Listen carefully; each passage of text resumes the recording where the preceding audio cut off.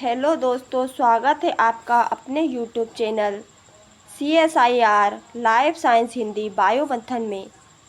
आज का टॉपिक हम पढ़ने वाले एक्टिव ट्रांसपोर्ट। यहाँ परिवहन सांद्रता या विद्युत रासायनिक प्रवणता ग्रेडियंट के विरुद्ध होता है। मुख्य विशेषताएं यहाँ कैरियर प्रोटीन द्वारा होता है। इसमें ऊर्जा की आवश्यकता होती है।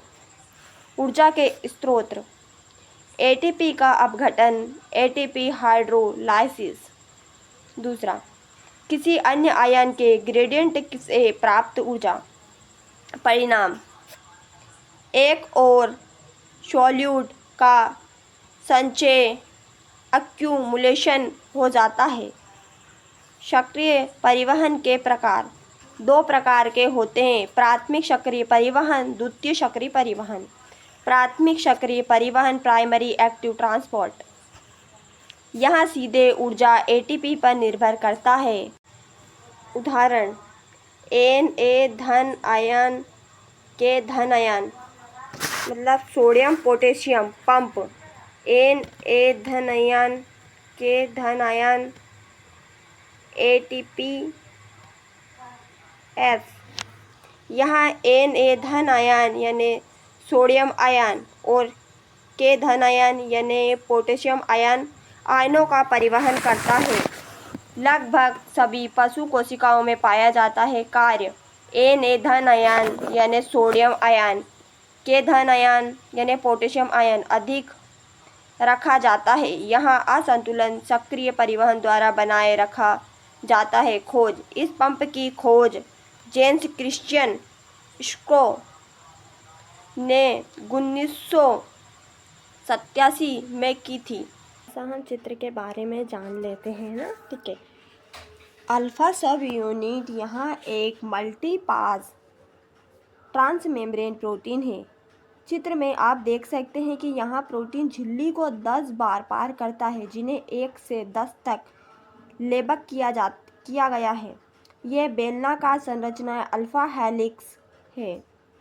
इसका N टर्मिनल N और C टर्मिनल C दोनों कोशिकाओं के अंदर यानी साइटोसोल की तरफ है। दूसरा, बीटा सब यूनिट यहाँ एक सिंगल पास ट्रांसमेम्ब्रेन प्रोटीन है। यहाँ झिल्ली को सिर्फ एक बार पार करता है। इसका टर्मिनल साइटोसोल की तरह है, जबकि इसका C टर्मिनल कोशिका के बाहर यानी एक्सट्राल्यूमिनल स्पेस की तरह है। यहाँ क्या है और इसका क्या काम है, थोड़ा सा जान लेते हैं। इस तरह की संरचनाएं अक्सर आयन पंप या ट्रांसपोर्टर प्रोटीन में पाई जाती है। जीव विज्ञान में इसका सबसे प्रसिद्ध उदाहरण Na धन आयन, के धन ion ATPase sodium potassium pump है। यहाँ पंप कोशिका के अंदर और बाहर सोडियम और पोटेशियम आयनों के सांद्रता ग्रेडियंट को बनाए रखने का महत्वपूर्ण काम करता है, जो कोशिका के सामान्य कार्यों को नर्व इम्पल्स के लिए आवश्यक है। द्वितीय सक्रिय परिवहन दूसरे आयन की ऊर्जा का उपयोग अंतिम सक्रिय रिवीजन ट्रिक सिंपल बिना प्रोटीन फैसिलिटेड इक्वल प्रोटीन के साथ एक्टिव इक्वल ATP के साथ Na धन आयन, के धन आयन सोडियम पोटेशियम ATPase की संरचना Na धन, के धन आयन सोडियम पोटेशियम ATPase 3 उप इकाइयों से बना होता है: अल्फा उप इकाई, बीटा उप इकाई, गामा उप इकाई। अल्फा उप इकाई बाहु परागामी मल्टीपास ट्रांसमेम्ब्रेन प्रोटीन है, जिसमें 10 ट्रांसमेम्ब्रेन खंड होते हैं। इसका कुल आणविक भार लगभग 110 kDa होता है। यहाँ ATP के अपघटन, हाइड्रोलाइसिस और अन्य और आयन परिवहन के लिए उत्तरदायी है। बीटा उप इकाई एकल पारगामी सिंगल पास ट्रांसमेम्ब्रेन प्रोटीन है। इसका आणविक भार लगभग 55 केडीए होता है। इसका एन टर्मिनस साइटोसोल में तथा सी टर्मिनस ग्लाइकोसाइलेटेड बाह्य कोशिका भाग में स्थित होता है। कुछ ऊतकों में गामा उप इकाई भी पाई जाती है जिसमें केवल एक ट्रांसमेम्ब्रेन डोमेन और बाह्य कोशिकीय FXYD अनुक्रिय क्रम होता है। आइए इस फिगर को मुख्य रूप से जानते हैं। ठीक है, मुख्य वसा भाग लिपिड बाइलेयर यहाँ बीच में ग्रे रंग की परत होती है जो कोशिका झिल्ली को नष्ट कर देती है। यहाँ मच्छर की बाहरी सीमा है जो अंदर और बाहर के वातावरण को अलग करती है। बाह्य कोशिकीय अंतः के ऊपर झिल्ली का हिस्सा जिसमें कोशिका के बाहरी वातावरण जैसे रक्त या तरल पदार्थ शामिल होता है। साइटोसोल कोशिका के नीचे का भाग जो कोशिका के अंदर का द्रव कोशिका द्रव है। NOC टर्मिनल N प्रोटीन की शुरुआत N टर्मिनल और C प्रोटीन का अंतिम सिरा C टर्मिनल्स है। दूसरा, प्रोटीन के डोमेन इस प्रोटीन को 4 भाग ऑटोमोबाइल में रखा गया है। TMD1 और TMD2 ट्रांसमेम्ब्रेन डोमेन। इसमें 12 बेलनाकार संरचना अल्फा हेलिक्स है जिसमें 1 से 12 तक की संख्या दी गई है। TMD1 में 1 से 16 और TMD2 में 1 से 12 हेलिक्स है। यह हिस्सा अवशेषों के आर पार फैला हुआ होता है और अवशेषों का द्वार छिद्र बनता है जिससे पदार्थ के अंदर जा सकते हैं। NBD1 और NBD2 न्यूक्लियोटाइड बाइंडिंग डोमेन। ये कोशिका द्रव साइटोसोल स्थित है।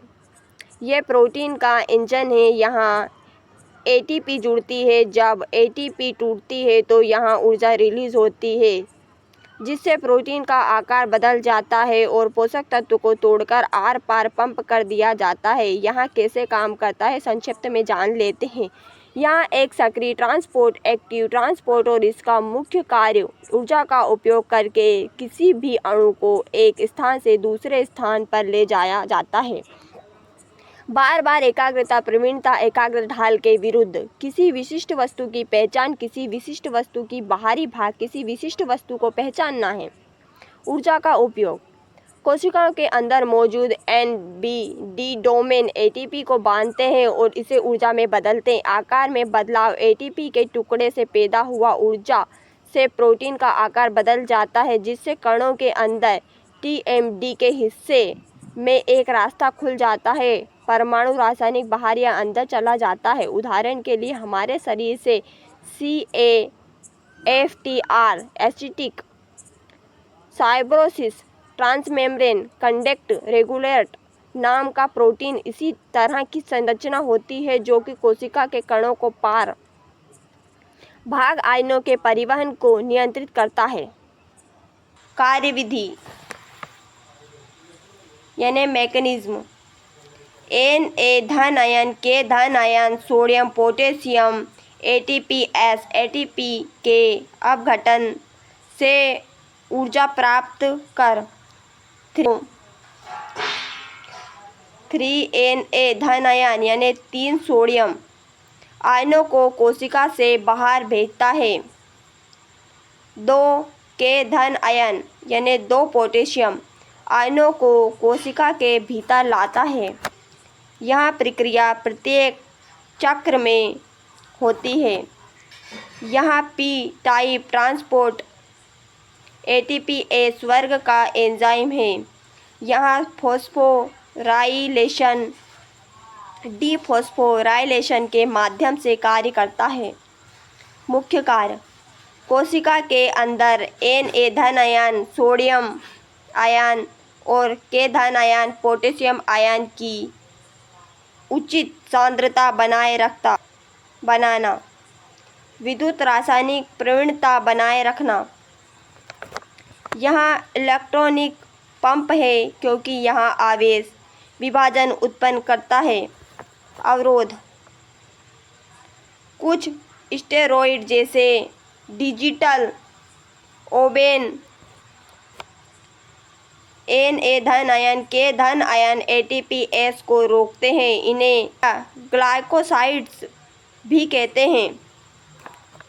इनका उपयोग हृदय रोगों में किया जाता है क्योंकि कोशिकाओं में Na धन आयन यानी सोडियम आयन बढ़ता है। Na धन आयन Ca2 धन आयन सोडियम कैल्शियम एक्सचेंजर धीमा होता है। Ca2 धन आयन कैल्शियम आयन हृदय पेशी संकुचन बल बढ़ता है। पैलियोटॉक्सिन, यहाँ भी Na धन आयन के धन आयन ATPase को रोकता है और इसे एक अविशिष्ट आयन चैनल में बदल देता है, जिससे Na धन आयन और के धन आयन का निष्क्रिय परिवहन होने लगता है। Ca2 धन आयन कैल्शियम आयन ATPase, यहाँ भी समान प्रकार का ATPase है। ATP ऊर्जा से Ca2 धन आयन कैल्शियम आयन को कोशिका से बाहर निकालता है। इसीलिए कोशिका के अंदर कैल्शियम आयन की मात्रा बहुत कम रहती है। ट्रांसपोर्ट ATPase, ये ATP चालित वाहक प्रोटीन है जो विलीय यानी सॉल्यूट को उनके कॉन्सेंट्रेशन ग्रेडियंट के विरुद्ध ले जाते हैं। 4 प्रकार P-ATPases, V-ATPases, F-ATPases, ABC transports. P-ATPases ये धन आयनों कैडियंस का परिवहन करते हैं। उदाहरण Na धन आयन, Ca धन ion sodium calcium ATPase।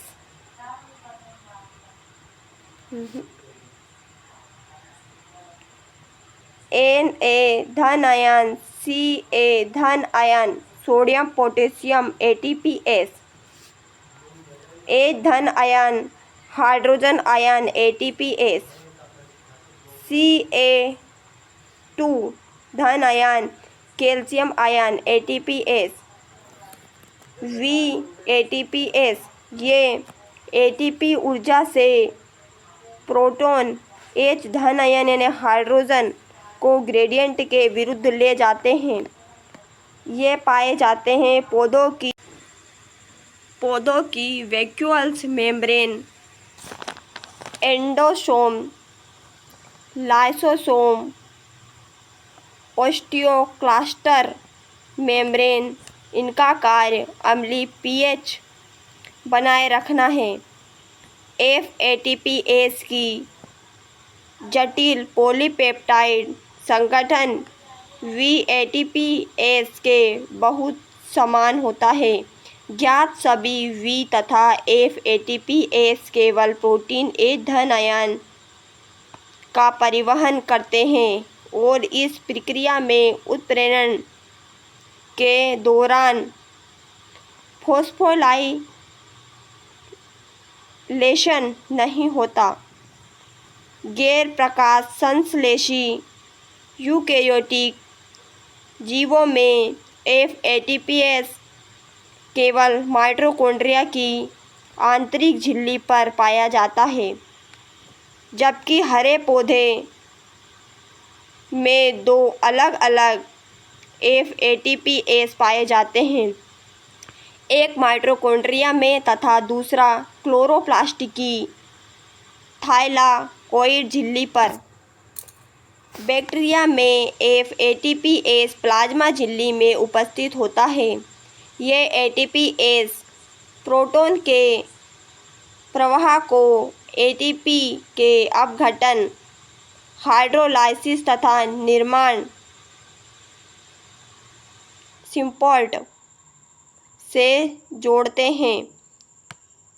ABC परिवाहक एटीपी बाइंडिंग कैसेट ट्रांसपोर्ट।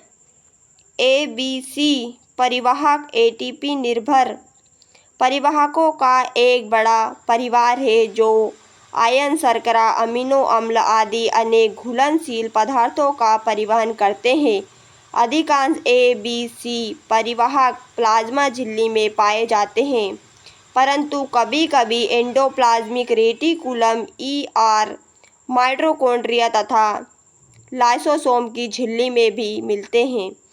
ये परिवाहक एटीपी के अपघटन से प्राप्त ऊर्जा का उपयोग पदार्थों के परिवहन में करते हैं।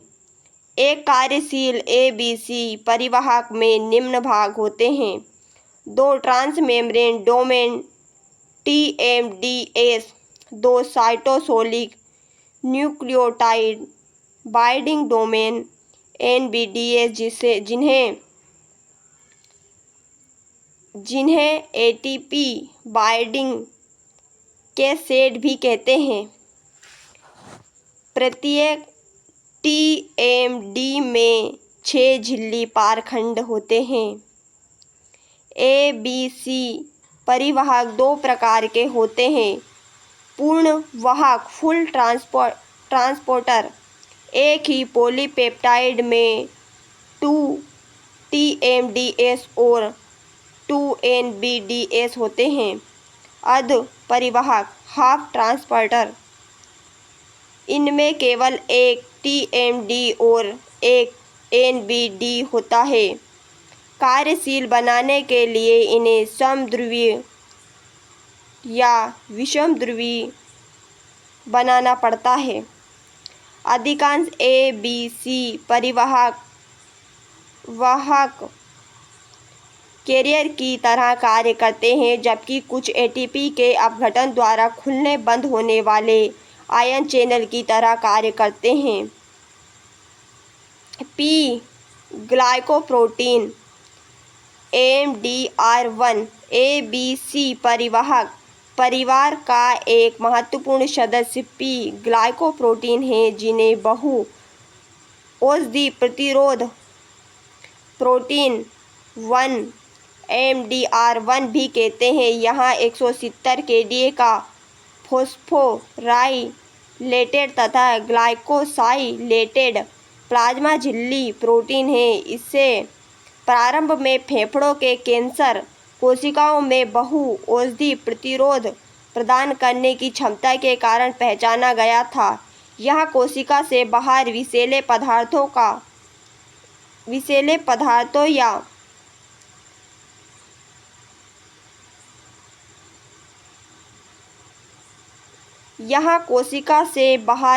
पदार्थों या दवाओं को उनकी सांद्रण प्रवणता के विरुद्ध पंप करता है और कोशिका की रक्षा करता है। इसमें सब्सट्रेट विशिष्टता बहुत कम होती है। इसके सब्सट्रेट सामान्यतः जल विकर्षी हाइड्रोफोबिक होते हैं, इसीलिए इसे जल विकर्षी वैक्यूम क्लीनर भी कहा जाता है। सीएफटी फॉस्फोराइलेशन वाला आर डोमेन चैनल को बंद रखता है। एटीपी अपघटन चैनल बंद करने के लिए आवश्यक है।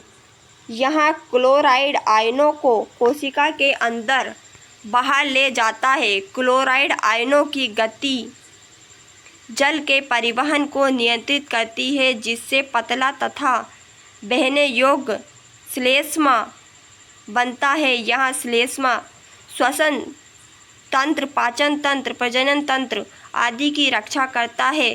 सीएफटीआर अन्य चैनलों जैसे सोडियम आयनों चैनलों को भी नियंत्रित करता है। दोषपूर्ण सीएफटीआर प्रोटीन के कारण सिस्टिक फाइब्रोसिस रोग होता है। यहाँ एक ऑटोसोम अप्रभावी रोग है। द्वितीय सक्रिय परिवहन सेकेंडरी एक्टिव ट्रांसपोर्ट। द्वितीय सक्रिय या अप्रत्यक्ष परिवहन तब होता है जब एक पदार्थ का दूसरा अवयव ऊपर की ओर परिवहन उपहिल उसके पदार्थ के ऊर्जा मुक्त नीचे की ओर प्रवाह डाउन हिल से जुड़ा होता है, जिसे पहले प्राथमिक सक्रिय परिवहन द्वारा ऊपर की ओर पंप किया जाता है। आइए इस चित्र के बारे में थोड़ा सा जान लेते हैं। यहाँ एक आसान चित्र को समझ के जानते हैं, ठीक है। प्राथमिक सक्रिय परिवहन, प्राथमिक सक्रिय परिवहन, प्राथमिक सक्रिय परिवहन, ठीक है। क्या होता है जान लेते हैं पहले। यहाँ प्रक्रिया जिसमें शामिल है, इसमें शामिल है रासायनिक ऊर्जा का सीधा उपयोग। कैसे काम करता है? इसे H धन आयन ATPase नामक एक प्रोटीन पंप होता है। ऊर्जा का उपयोग यहाँ पंप के अंदर मौजूद होता है। H धन आयन ATP ऊर्जा का उपयोग करने के लिए आयनों को बाहर से लॉन्च करें। उद्देश्य, क्योंकि यहाँ H धन आयन को उनकी कम सांद्रता से अधिक सांद्रता की ओर ऊपर की ओर भेजा जाता है, इसलिए इसे सक्रिय परिवहन कहा जाता है, क्योंकि इसमें ऊर्जा व्यय है। द्वितीय सक्रिय परिवहन माध्यमिक सक्रिय। यहाँ प्रक्रिया सीधे एटीपी का उपयोग नहीं करती, बल्कि ट्रांसपोर्ट प्राथमिक द्वारा बनाए गए ग्रेडियंट सांद्रता के अंदर पर प्रतिबंधात्मक है। कैसे काम करता है प्राथमिक परिवहन? बाहर AH धन आयन आयनों की संख्या बहुत कम बढ़ गई है। यहाँ AH धन आयन वापस कोशिका के अंदर आना चाहते हैं।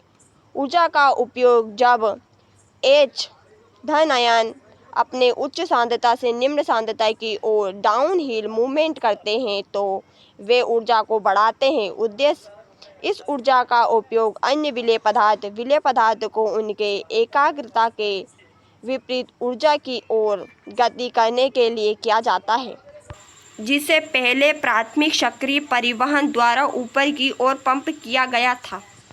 द्वितीय सक्रिय परिवहन सेकेंडरी एक्टिव ट्रांसपोर्ट। द्वितीय सक्रिय परिवहन इम्पोर्ट या एंटीपोर्ट होता है। यहाँ इस बात पर निर्भर करता है कि दो विलेय यानी सॉल्यूट एक ही दिशा में चलते हैं या विपरीत दिशा में। सिम्पोर्ट दोनों पदार्थ एक ही दिशा में जाते हैं। एंटीपोर्ट दोनों पदार्थ विपरीत दिशा में जाते हैं। इसका सामान्य उदाहरण Na धन आयन यानी सोडियम और ग्लूकोज का Na धन आयन बाहर अधिक मात्रा में होता है, इसलिए वहाँ अपने ग्रेडियंट के अनुसार कोशिका में प्रवेश करता है। उसी समय ग्लूकोज भी साथ में अंदर जाता है, जबकि उसका ग्रेडियंट उसके विरुद्ध होता है। बाद में Na धन आयन के धन आयन ATPase Na धन आयन को कोशिका से बाहर पंप करता है। इससे कोशिका के अंदर Na धन आयन कम बन रहता है और ग्रेडियंट बना रहता है। फिर ग्लूकोज और कोशिका के बाहर ग्लूट ट्रांसपोर्ट द्वारा फैसिलिटेटेड डिफ्यूजन से निकलता है। संक्षिप्त में प्राइमरी एक्टिव ट्रांसपोर्ट ATP सीधे उपयोग होते हैं। Secondary active transport ion gradient की ग्लूकोज का सिम्पोर्ट है। झिल्ली प्रोटीन Na धन ion sodium ion glucose transport या Na धन ion sodium ion glucose symport. Na धन आयन और ग्लूकोज को साथ में कोशिका के अंदर प्रवेश करता है। Na ग्लूकोज सिम्पोर्ट का कार्य। Na धन आयन ग्लूकोज सिम्पोर्ट छोटे आंत स्मॉल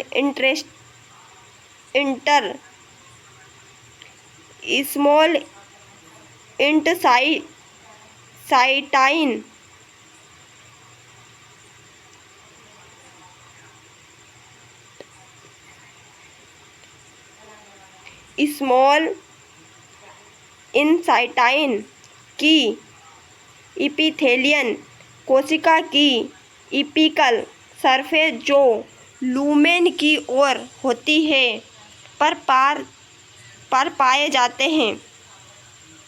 लूमेन की ओर होती है पर पाए जाते हैं। ये आज से ग्लूकोज को कोशिका के अंदर सक्रिय रूप से लाते हैं। प्रक्रिया Na धन आयन बाहर अधिक मात्रा में होता है, इसलिए वहाँ अपने ग्रेडियंट के अनुसार कोशिका में प्रवेश करता है। उसी समय ग्लूकोज भी साथ में अंदर जाता है, जबकि उसका ग्रेडियंट उसके विरुद्ध होता है।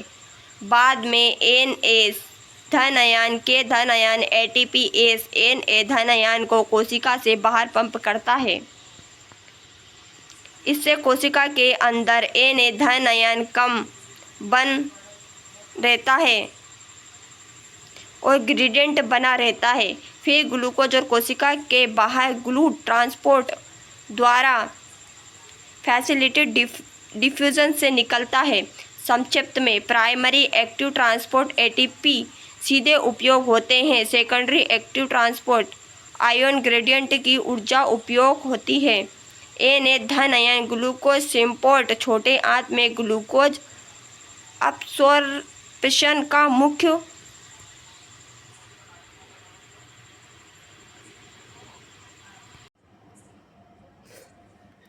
थोड़ा सा इस फिगर के बारे में जान लेते हैं। ठीक है, यहाँ हमारे शरीर में ग्लूकोज के अवशोषण की प्रक्रिया को दर्शाता है।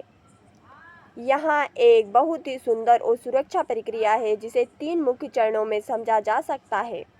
ऊर्जा का आधार Na धन आयन के धन आयन ATPase पंप बाया भाग, यहाँ प्रक्रिया की शुरुआत होती है। स्थान, यहाँ कोशिका की बेसिलेटरल सतह, वहाँ भाग जो रक्त या शरीर की तरफ है पर स्थित है।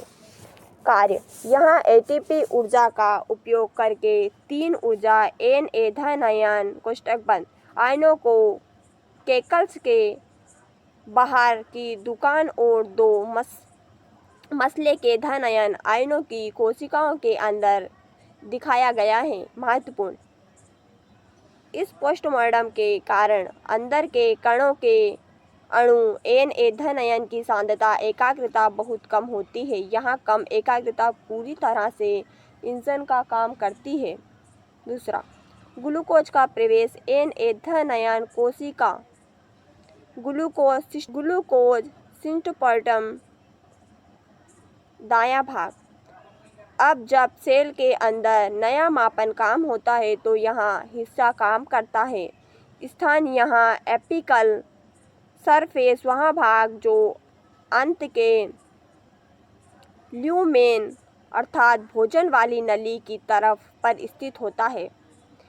कार्य, बाहर अंत में बहुत अधिक है और कोशिका के अंदर बहुत कम। अंदर प्राकृतिक रूप से आने की कोशिका की जाती है।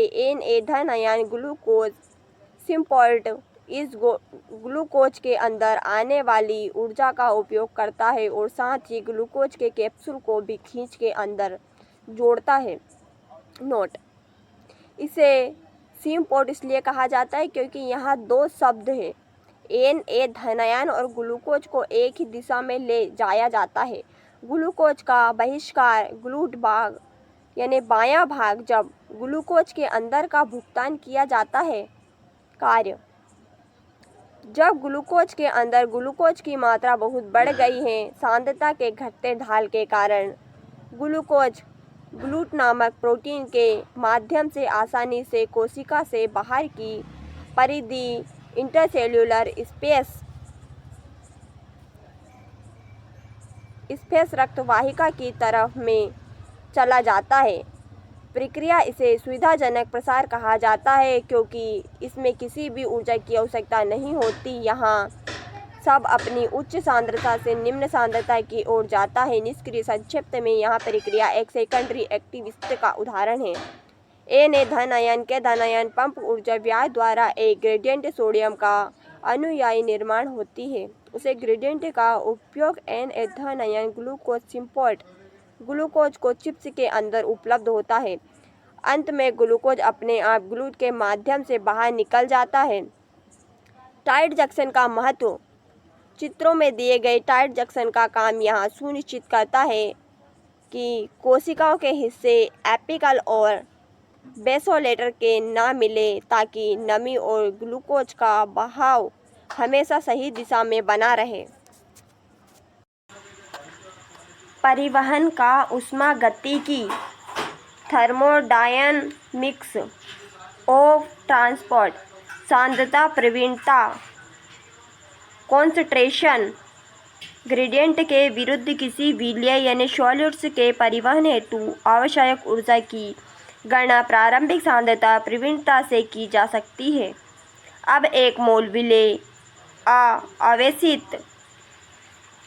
आवेशित को उस स्थान से जहां उसकी सांद्रता C1 है उस स्थान तक ले जाया जाता है जहां उसकी सांद्रता C2 है तथा मानक मुक्त ऊर्जा परिवहन डेल्टा G शून्य हो तब मुक्त ऊर्जा परिवर्तन डेल्टा G होगा। कोष्टक में डेल्टा G होगा।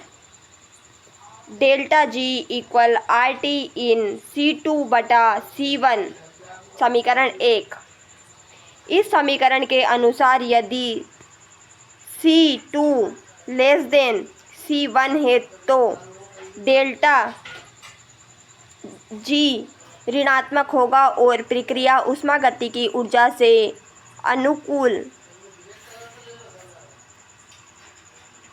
अनुकूल होगी। जैसे जैसे अधिक पदार्थ स्थानांतरित होता है C1 घटता है और C2 बढ़ता है जब तक C2 इक्वल C1 ना हो जाए। इस बिंदु पर डेल्टा G इक्वल शून्य तथा तंत्र संतुलन इक्विलिब्रियम में होता है।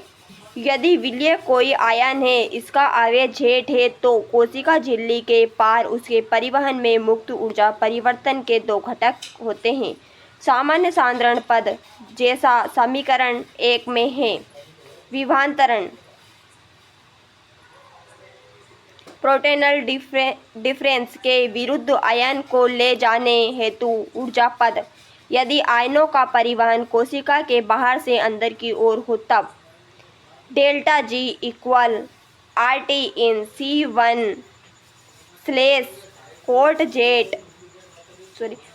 Plus Z full stop A full stop delta PSI psi, जहाँ F इक्वल फेराडे नियतांक, Faraday constant equal 96.5 kJ mole -1 V-1। दूसरा डेल्टा साई इक्वल झिल्ली पार विद्युत विभव, trans membrane electrical potential volt में। यूकेरियोटिक कोशिकाओं में प्लाज्मा झिल्ली पर सामान्य 0.05 से 0.1 V का विद्युत विभव पाया जाता है, जिसमें कोशिका का अंदरूनी भाग बाहर की ओर सापेक्ष ऋणात्मक होता है। प्लाज्मा झिल्ली के पार परिवहन का सारांश। निष्क्रिय परिवहन पैसिव ट्रांसपोर्ट, ऊर्जा की आवश्यकता नहीं होती। फर्स्ट, सरल विसरण यानी सिंपल डिफ्यूजन, परिवहन प्रोटीन की सहायता बिना। सहायक विसरण फैक्चुअलिटी डिफ्यूजन, परिवहन प्रोटीन द्वारा संपन्न। इसके दो प्रकार, वाहक माध्यम स्थित कैरियर मीडिएटेड, चैनल माध्यम स्थित चैनल मीडिएटेड। चक्रीय परिवहन एक्टिव ट्रांसपोर्ट, परिवहन प्रोटीन द्वारा संपन्न भी ऊर्जा आवश्यक होती है। इसके दो प्रकार, प्राथमिक चक्रीय परिवहन प्राइमरी एक्टिव ट्रांसपोर्ट, दूसरा द्वितीय चक्रीय परिवहन सेकेंडरी एक्टिव।